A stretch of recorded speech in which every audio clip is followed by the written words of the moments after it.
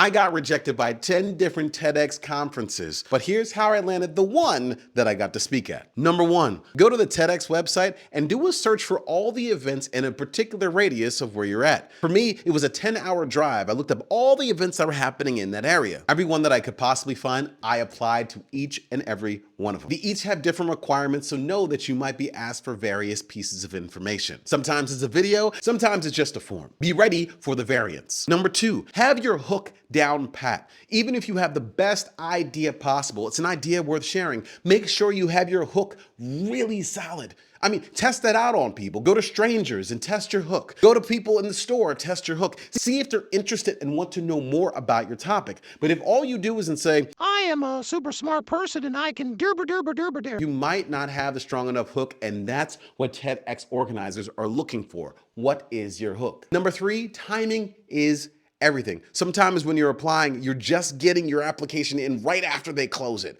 Or maybe you're trying to apply before they even open it for the next TEDx session. That's okay. If the application is not available, email the organizers and let them know you're interested. To this day, I'm still getting emails because I asked about when the applications would open. Number 4, reach out to previous TEDxers. They have a ton of knowledge, and while each TEDx conference is different, having a mentor throughout the entire process is going to be incredibly valuable. And number 5, stay persistent. This is one of those things you're going to have to try a few times in order for someone to be like, I like this idea. or you might just have to wait for the right theme for your topic. Stay persistent, don't give up, follow for more tips.